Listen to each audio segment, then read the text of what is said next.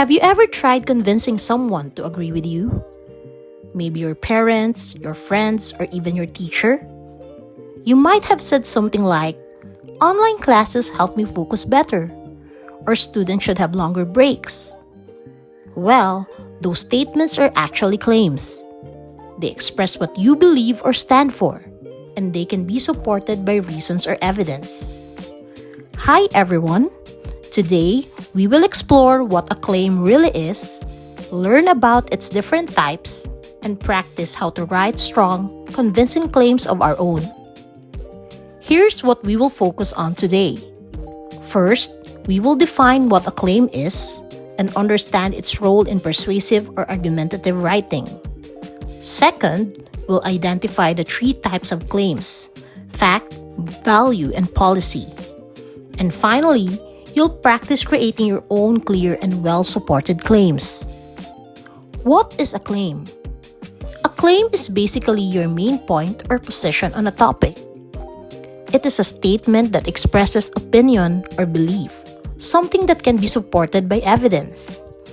It tells what the writer or speaker wants the audience to accept as true, important, or necessary. In writing and speaking, especially in persuasive or argumentative texts, claims are the heart of your argument. In short, when you make a claim, you are saying, "This is what I believe, and here's why." Think of a claim as the answer you give in a debate. It's the one sentence that clearly tells everyone what you believe about a topic and what you're trying to prove. A claim is your official position or stance on an issue. It's not just a random thought. It's not just a topic. It's a full statement that takes a side. Now, not all claims are strong or effective. A good claim is clear, debatable, interesting, and logical. That means people can disagree with it, but you can support it with good reasons and facts. It's focused, specific, and worth talking about. Here's an example. Online learning is more effective than traditional classroom learning. This is a claim because it is an opinion that can be supported or challenged. Here are other examples. COVID-19 is deadly. Regular exercise reduces stress levels. Honesty is the most important quality in a leader. Each of these statements expresses a point of view that you can argue using evidence. Let's make a quick distinction between facts and claims. A fact can be proven true or false, like water boils at 100 degrees Celsius. A claim, on the other hand, needs reasoning and proof, like drinking 8 glasses of water daily improves focus. Facts inform, while claims persuade.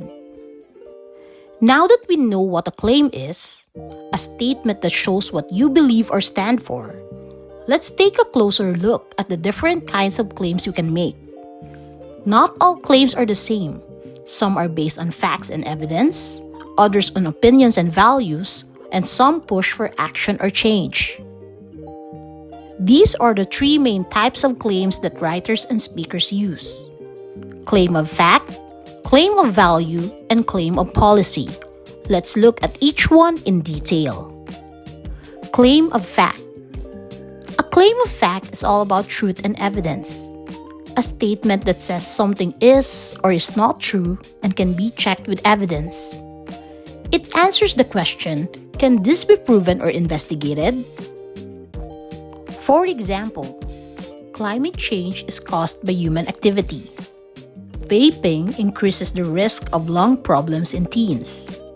These claims can be supported through research, statistics, or observation. You can check whether they're accurate by looking at studies or reports. In short, a claim of fact is provable, but it can still be debated depending on the evidence people use.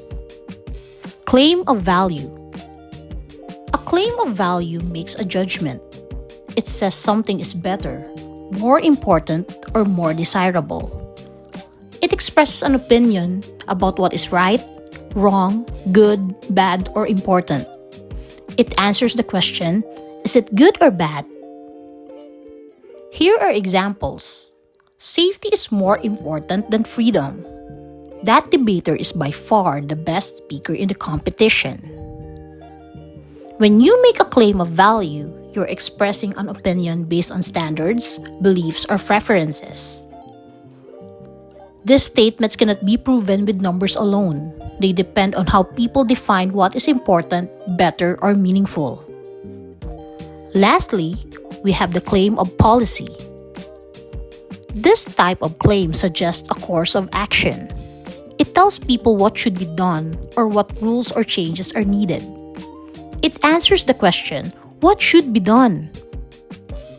For example, the government should lower the voting age to 12. Schools should implement a no-phone policy during class hours. A claim of policy usually appears in persuasive essays, debates, or speeches because it's about encouraging action. To support it, you will need facts, values, and logical reasoning. Basically, a combination of the first two types of claims. So when you say should, must, or need to, you're probably making a claim of policy. When we read or listen to arguments, claims can be explicit or implicit. Sometimes, the writer or speaker says their claim directly and clearly, and other times, they just imply it, leaving us to read between the lines. These are what we call explicit and implicit claims. An explicit claim is clearly stated. For example, smoking causes lung cancer. You don't have to guess what the writer is trying to say. It's right there in the sentence. An implicit claim is only suggested, like smokers have shorter lifespans. Writers sometimes use implicit claims to make readers think more deeply about their message. In summary, claim of fact talks about what's true or not true. Claim of value tells what's good or bad. And a claim of policy suggests what action should be taken. Each type plays a special role in writing and speaking. Facts convince the mind, values appeal to the heart, and policies inspire action. And that wraps up our lesson on claims. Remember, a claim is more than just an opinion. It's a statement that you can support with reasons and evidence.